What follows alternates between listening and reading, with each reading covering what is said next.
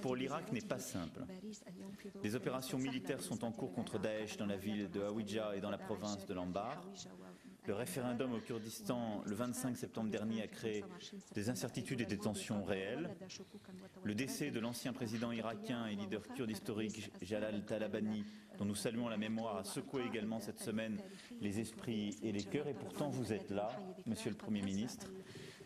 Vous vous êtes déplacé avec une importante délégation composée de nombreux ministres et je vous en remercie chaleureusement. Cela reflète l'importance de la relation stratégique entre nos pays et du partenariat que nous voulons bâtir. Le premier élément fondamental à nos yeux, c'est évidemment la lutte contre le terrorisme. Et nous avons ici réitéré notre engagement plein et entier dans la durée, dans le cadre de la coalition, pour justement aider l'Irak à vaincre Daesh et toutes les formes de groupements terroristes. Les prochaines semaines et les prochains mois seront déterminants pour gagner sur le terrain cette bataille. Dès le départ, dès automne 2014, la France est intervenue en Irak dans ce cadre multilatéral. Et elle est aujourd'hui l'un des principaux pays de la coalition menée par les États-Unis. Nous continuerons jusqu'au bout et aussi longtemps qu'il apparaîtra essentiel à votre pays d'être présent. Et je veux ici redire que nos soldats sont engagés avec vos soldats en première ligne, qu'ils se battent avec efficacité et que la détermination de notre pays à se tenir aux côtés de l'Irak jusqu'à la défaite complète de Daesh est entière. Au-delà de notre coopération militaire qui est une priorité, nous avons également parlé de notre implication dans la région et j'ai évidemment expliqué au Premier ministre notre volonté de constituer, de conforter ce groupe de contact, initiative politique qui avance pour la Syrie. Nous avons pu réunir les directeurs politiques, puis les ministres des Affaires étrangères au niveau du P5 et nous allons continuer avec à la fois l'ensemble des forces politiques en Syrie et l'ensemble des dirigeants de la région à consolider cette initiative politique indispensable pour stabiliser politiquement la Syrie dans la durée, ce qui est un sujet essentiel aussi pour la stabilité de l'Irak. Au-delà, nous avons également discuté des défis que l'Irak doit relever. Ils sont multiples sur le plan politique, économique ou sectoriel. J'ai souligné lors de notre entretien avec le Premier ministre le souhait profond de la France de voir l'Irak s'engager dans la voie de la réconciliation nationale. Il s'agit d'établir, comme vous l'avez dit, Monsieur le Premier ministre, une gouvernance inclusive qui réponde aux aspirations de l'ensemble des composantes de la société irakienne, y compris des Kurdes d'Irak, avec qui la France entretient des liens d'amitié. Un référendum a été organisé, et je le dis, la France a toujours été extrêmement sensible et préoccupée par la situation des Kurdes. Mais je l'ai rappelé avant comme après ce référendum, nous voulons la stabilité de l'Irak, l'intégrité territoriale de l'Irak et un État fort en Irak. Il est donc indispensable que dans les prochaines semaines et les prochains mois, il puisse y avoir un dialogue respectueux de l'unité, de l'intégrité et de la souveraineté de l'Irak. Et nous plaidons afin que, dans le cadre de la Constitution, la reconnaissance des droits des Kurdes puisse se faire. Il y a un chemin, le chemin du respect des droits des peuples, de l'inclusivité politique, mais qui permet aussi de préserver le cadre constitutionnel établi, la stabilité et l'intégrité territoriale de l'Irak. C'est ce chemin dans lequel nous souhaitons pouvoir vous accompagner. Nous savons que la consultation organisée par le président du gouvernement régional du Kurdistan le 25 septembre a créé des tensions politiques. Elles doivent être surmontées.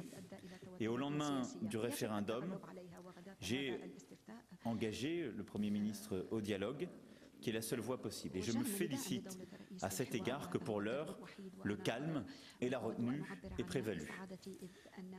La France est prête, si les autorités irakiennes le souhaitent, à contribuer activement à la médiation enclenchée par l'ONU. Et nous saluons à cet égard les efforts de l'envoyé spécial du secrétaire général des Nations Unies pour l'Irak, Yann Kubis, et nous sommes prêts à l'aider dans les prochaines semaines et les prochains mois. Seule la réconciliation nationale, la reconstruction et la stabilisation permettront d'assurer une paix durable. Et ce qui est devant nous, c'est non seulement de finir de gagner la guerre face à Daesh, mais c'est dans les prochains mois et les prochaines années de gagner la paix en Irak. Et c'est cette aventure que la France veut pleinement prendre part, à vos côtés. Vous avez montré votre engagement pour faire de l'Irak un modèle de tolérance et d'ouverture au Moyen-Orient. Et je souhaite que la France soit à vos côtés pour ce faire et vous conforter dans cette démarche. À cet égard, vous vous battez pour les libertés religieuses, la protection des minorités, et votre visite, juste après notre entretien de l'exposition de l'Institut du monde arabe Chrétien d'Orient 2000 ans d'histoire, que j'ai eu l'honneur avec le président Aoun d'inaugurer la semaine dernière, montre à quel point vous êtes sensible à la problématique du pluralisme et de la diversité au Moyen-Orient. Et je veux vous dire combien ce geste m'importe également, parce que c'est une part de notre héritage commun que nous devons défendre ensemble. Ensuite, la France apportera tout son soutien à l'Irak pour relever les défis fondamentaux pour l'avenir du pays. C'est la raison pour laquelle nous souhaitons être engagés très profondément dans la stabilisation, la reconstruction et la reconquête économique du pays. C'est la raison pour laquelle j'ai confirmé au Premier ministre notre volonté d'accorder en 2017 un prêt budgétaire de 430 millions d'euros à l'Irak. Il sera signé dès cet après-midi par le ministre pour que cet accord puisse prendre une forme complète et définitive. Au-delà de cet engagement fort de la France, nous avons aussi souhaité déployer des actions de court terme pour aider au déminage, aux actions de santé, au service des personnes avec des actions concrètes, plusieurs millions d'euros, là aussi sur le terrain. Nous souhaitons également renforcer les relations économiques sur le plan bilatéral. Vous aurez l'occasion cet après-midi de rencontrer plusieurs entreprises françaises. Nous souhaitons donner un cadre à cette relation, définir les garanties financières pour accompagner nos entreprises dans votre pays en lien avec vous. Et c'est pourquoi, d'ici la fin de l'année, ce cadre économique et financier sera consolidé, avec autour du Forum de Bagdad la possibilité justement d'en définir les termes, pour que dans le domaine de l'énergie, de la défense, de l'industrie, de l'agroalimentaire et de l'agriculture, nous puissions fortement développer la relation économique, la structurer, accompagner au maximum nos entreprises. Vous me l'avez dit en un clin d'œil, Monsieur le Premier ministre, peut-être certaines de nos entreprises ont considéré que l'Irak était une chasse gardée de certains. Ce n'est pas une chasse, c'est un pays ami. Et c'est un pays ami avec lequel nous souhaitons que tous les secteurs économiques et tous les acteurs économiques puissent pleinement contribuer, parce que c'est aussi par ce biais que nous pourrons aider au redémarrage économique et à la reconstruction du pays. Je souhaite en particulier que dans le domaine agricole et agroalimentaire, nous puissions au maximum encourager les relations, le marché export et les liens entre nos pays. Au-delà de ces sujets économiques absolument fondamentaux, je souhaite que notre relation bilatérale puisse également s'intensifier dans le domaine culturel, universitaire et économique. Et la signature à laquelle nous venons d'assister entre nos ministres permettra ainsi de structurer une coopération forte en matière d'enseignement supérieur. Cette coopération renforcée contribuera notamment à la réhabilitation de l'université de Mossoul, ce qui est là aussi à mes yeux un symbole très fort de ce que nous voulons écrire ensemble. Mossoul, transformée en champ de ruines par les djihadistes de l'État islamique, doit renaître. Vous avez commencé à faire ce travail et nous vous accompagnerons. Et c'est à Mossoul que nous devons reconquérir et montrer que le savoir, l'enseignement, la coopération scientifique et académique se reconstruit. Nous allons d'ici la fin de l'année travailler activement pour que les échanges sur le plan académique et scientifique s'intensifient, pour que l'enseignement du français puisse être démultiplié. Et je veux là-dessus une politique extrêmement ambitieuse et nous prendrons tous les engagements financiers pour accompagner ce travail que le ministre de l'Europe et des Affaires étrangères aura à conduire.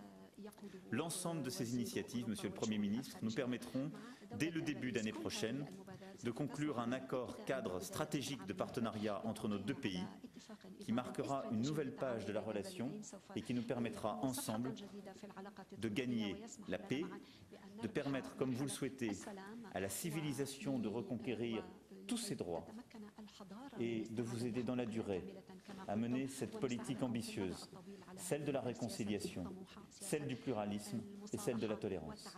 Je vous remercie pour votre visite aujourd'hui à Paris.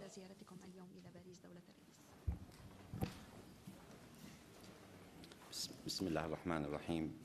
سيد الرئيس ماكرون، أنا أشكرك كثيرا على توجيه هذه الدعوة، وحضورنا في هذا الوقت إلى باريس يؤكد حرصنا واعتزازنا بالعلاقة الثنائية ما بين العراق وفرنسا. هذه العلاقة التي تطورت خلال السنوات أو الحقبة الأخيرة لعدة سنوات، واليوم احنا حريصين على أن نبني مثل هذه العلاقات في مختلف المجالات. العراق اليوم قصة نجاح في انتصاره على الإرهاب، ونريد أن نحافظ على وحدة بلدنا وتطور بلدنا. السيد الرئيس، النجاح الذي حققناه في تعاوننا لمحاربة داعش يجب أن نستمر في هذا التعاون من أجل بناء البلد، وأن يكون هناك استقرار وسلم في جميع العراق. يجب أن نتعاون في مرحلة السلم لتحقيق السلم كما نجحنا في مرحلة التعاون ضد داعش وإرهاب داعش. هذا الإرهاب الذي كان يهدد ليس فقط العراق والمنطقة بل يهدد العالم. أنا أستطيع اليوم أن أزف بشرى إلى جميع العراقيين والقوات المسلحة العراقية وإلى جميع محبي السلام وأيضا شركائنا في الاتحاد الدولي وكل الذين عانوا من الإرهاب تحرير مدينة الحويجة اليوم تم على أيدي القوات العراقية اللي هي في غرب كركوك. وفي هذا الإطار لم يبقى لنا إلا الشريط الحدودي مع سوريا. في هذه الحالة تغلبنا على كل الإرهاب في العراق، وتحقيق قواتنا رغم الأزمات التي حاول البعض أن يجرنا إليها، تركيزنا على محاربة الإرهاب والبعث الاستقرار في العراق، هذا لم يكن ليتحقق لولا بطولة الشجعان الأبطال الذين يقاتلون ويضحون على الأرض، وكذلك إسناد المجتمع الدولي وفرنسا من ضمنهم في هذه المعركة الأساسية. هذا الانتصار ليس فقط للعراقيين بل لكل العالم. يجب أن نلاحق هذه المنظمة الإرهابية، نلاحقها في كل مكان، منظمة خطرة جدا وتبعث على عدم الاستقرار في كل مكان. هذا الإرهاب الذي أراد أن يوقع بين أبناء الوطن الواحد، أن يوقع مع الأقليات. نحن انتصارنا على الإرهاب هو إعادة العمل وإعادة هؤلاء النازحين إلى بيوتهم. لحد الآن تم تقريبا عودة 2,000,000 نازح من الذين نزحوا في تحت ظل الإرهاب، عادوا إلى بيوتهم مرة ثانية فيما أسميناه بإعادة الاستقرار للمناطق وتقديم هذه الخدمات إلى المواطنين. لدينا عدو مشترك، وأيضا لدينا مهمة مشتركة في بعث السلام والاستقرار في المنطقة. وممكن لفرنسا بعلاقتها الفريدة مع العراق أن تلعب دورا مهما في مساعدتنا في فرض الاستقرار والأمن في العراق بل في المنطقة جميعا. العراق هو قصة نجاح كبيرة بالانتقال من الإرهاب إلى إعادة الإعمار إلى الاستقلال إلى الاستقرار، وهذا يشع على كل المنطقة بل يشع على كل العالم. نتطلع إلى زيادة مساهمة الشركات الفرنسية في العراق. هناك فرص كثيرة، هناك شركات كثيرة ربما بحدود 12 شركة فرنسية تعمل في قطاع النفط بالإضافة إلى القطاعات الأخرى، ونحن ننتظر زيادة هذه الفعاليات في لقائنا اليوم بعد الظهر مع الشركات الفرنسية لتشجيعها إلى الاستثمار والعمل في العراق. وهناك فرص مهمة في هذا الإطار في كل العراق وفي المناطق المحررة كذلك، والتعاون في الجانب التجاري والجانب الاقتصادي وكذلك النفط. أشكركم سيد الرئيس على القرض الفرنسي 430 مليون يورو، والذي سيساهم في دعم الموازنة العراقية ويساهم أيضا في دعم خطتنا لإعادة الاستقرار وإعادة الإعمار في البلاد. وأيضا ندعو إلى حل جميع المشاكل في البلد على ضوء في المنطقة على ضوء الحوار. نحن نأسف لنرى هناك عدة نزاعات في المنطقة. يجب أن يكون هناك جهد إقليمي، ونحن نشارك في هذا الجهد الإقليمي وجهد دولي لإيقاف كل هذه النزاعات، والتي هي فسحة المجال لظهور هذه الجماعات الإرهابية منها داعش. يجب أن نتعاون من أجل القضاء على هذه النزاعات المسلحة التي لا تخدم هدفا بل ترجع النمو والتنمية في المنطقة إلى الوراء. وأيضا تسبب في نشوء حالات صدام وحالات إرهاب غير مقبولة. همنا أن نحفظ سيادة العراق على ضوء الدستور العراقي. لدينا دستور، وهذا الدستور صوت عليه أكثرية ساحقة من المواطنين العراقيين في العام 2005، وهو يجمع جميع العراقيين، وقد صوت عليه أيضا مواطنون الكرد. الاستفتاء على الانفصال هو خروج عن الدستور وخروج عن هذا الإجماع، ونحن رفضناه، والمحكمة الاتحادية العراقية والبرلمان العراقي قرروا بأن هذا الاستفتاء هو غير دستوري وغير صحيح. بالطبع داعش حاولت أن تقضي على التنوع في العراق ولكنها فشلت، بدليل أن التنوع لا زال موجود في العراق، ونحن نعتز بمواطنين الكرد لأن العراق لكل العراقيين، والدستور العراقي يؤكد على حقوق كل المواطنين. نحن ليس لدينا درجات في المواطنة في العراق. هذه الدولة وواجب حكومتي أن تخدم المواطن العراقي بغض النظر عن تبعيته وبغض النظر عن انتمائه، وهذه هي سياسة هذه الحكومة. ولهذا حررنا كل المناطق في العراق بغض النظر عن انتمائها، بغض النظر عن هويتنا، لأن نرى من مسؤوليتنا أن ندافع ونحمي المواطن العراقي. نحترم كل تطلعات المواطنين بضمنهم تطلعات المواطنين الكرد. أنا أحترم هذا التطلع، ولكن علينا أن نعمل معا. نحن في بلد واحد ضمن مصالح مشتركة، ويجب أن تمتد السلطة الاتحادية حسب الدستور، سواء في المنافذ الحدودية أو في المناطق المتنازع عليها. وأنا أوجه دعوة إلى قوات البيشمركة أن تعمل معا كما عملنا في تحرير الموصل معا بين الجيش العراقي وقوات البيشمركة. أدعو قوات البيشمركة في المناطق المتنازع عليها أن تعمل جنبا إلى جنب مع القوات الاتحادية العراقية وتحت قيادة القوات الاتحادية من أجل توفير الأمن للمواطنين، ومن أجل أن نقوم بإعادة بناء واستقرار هذه المناطق. هذه المناطق عانت كثيرا خلال الفترات الماضية، سواء في ظل النظام السابق أو على يد الجماعات الإرهابية بعد 2003، وعلينا الآن أن نعمل معا في هذا الإطار. دعوتي إلى الجميع: لا نريد مواجهة مسلحة، لا نريد أي عداء وأي مصادمات، ولكن يجب أن تفرض السلطة الاتحادية، ولا يجوز لأحد أن يعتدي على السلطة الاتحادية في هذه المناطق.